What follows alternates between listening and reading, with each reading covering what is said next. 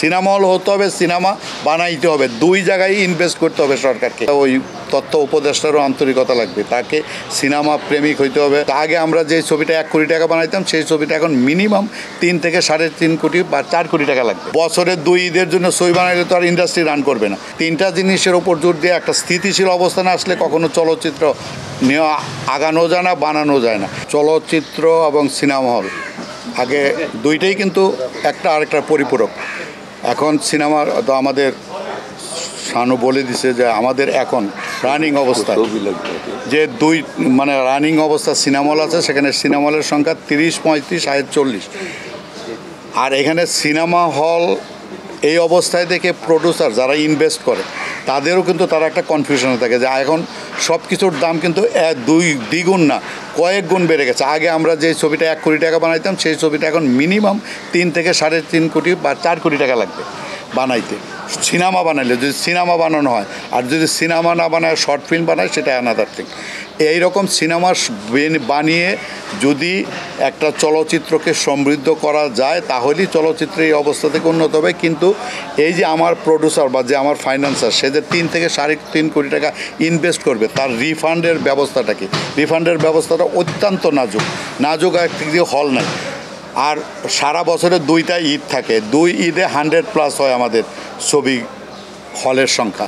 তো সেইখানে যে ছবিগুলি রিলিজ হয়, সেটা তাহলে তো বছরে 2 ঈদের জন্য ছবি বানাইলে তো আর ইন্ডাস্ট্রি রান করবে না, ইন্ডাস্ট্রি অবশ্যই ব্লকড হয়ে যাবে।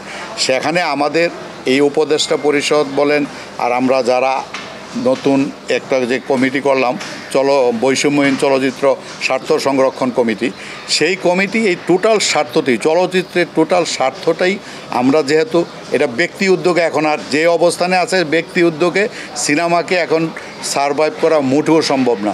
এখানে সরকারের সম্পূর্ণ সহযোগিতা লাগবে। সম্পূর্ণ সহযোগিতার সাথে এখন একেবারে প্যারালাল সিনেমা হল হতে হবে, সিনেমা বানাইতে হবে, দুই জায়গায় ইনভেস্ট করতে হবে সরকারকে।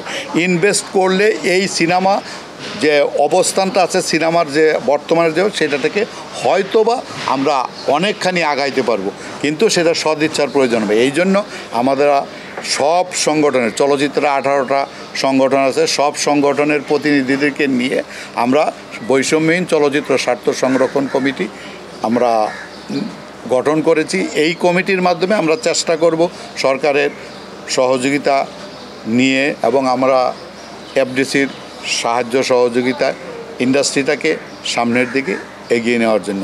এখন শুধু সিনেমা হল বানাইলেই হবে না, তারা বানাইতে গেলে তারা বলবে যে আমি সিনেমা হল বানাচ্ছি, আমার ছবি কই।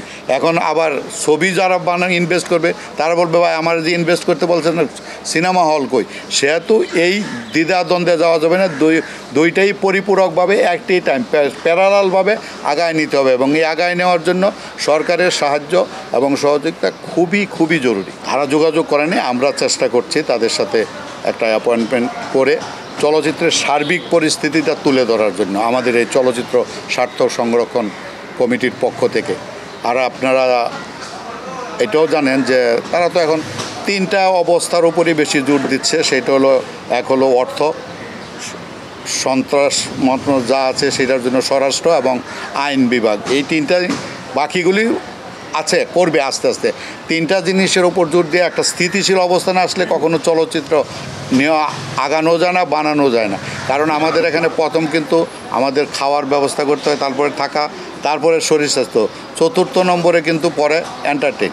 যাই হোক, আমরা আশা করব যে যেই 3টা মন্ত্রণালয় এট এ টাইম কাজ করছে, খুব তাড়াতাড়ি দেশে একটা সুশৃঙ্খল অবস্থা বিরাজ করলে আমরা আমাদের চেষ্টা, কারণ যেহেতু এইটা আমাদের পথ, আমরা এখান থেকেই রোজগার করি, এই রোজগার দিয়ে আমরা আমাদের জীবন ধারণ করি। এই জন্য আমাদের কাছে এটা অতি জরুরি মনে হয়। কিন্তু সরকার তো অল ওভার সব কিছুই দেখে। এই জন্য আমরা খুব তাড়াতাড়ি চেষ্টা করব, আমরা চেষ্টা করতেছি যে আমাদের সাথে তাদের যেন একটা মিট আপ হয়। মিট আপ হলে আমরা সার্বিক পরিস্থিতিটা তাদের কাছে তুলে ধরবো যে এই মুহূর্তে কী করা দরকার। আর আরেকটা জিনিস যেটা হলো যে আমরা শুধু চেষ্টা করলাম না, এখানে সবার আন্তরিকতা লাগবে। আন্তরিকতা, ওই তথ্য উপদেষ্টারও আন্তরিকতা লাগবে। তাকে সিনেমা প্রেমিক হইতে হবে, সংস্কৃতির প্রেমিক হইতে হবে। কারণ সিনেমা জাতির কিন্তু একটা আয়না। শিক্ষা এবং সংস্কৃতি দুইটা যদি আপনি জাতির সামনে ভালোভাবে পারফেক্টলি প্রেজেন্ট না করতে পারেন, সেই জাতি কিন্তু আস্তে আস্তে একেবারে নিচের দিকে চলে যাবে, যেইটা আমরা এখন বাংলাদেশে বিরাজমান।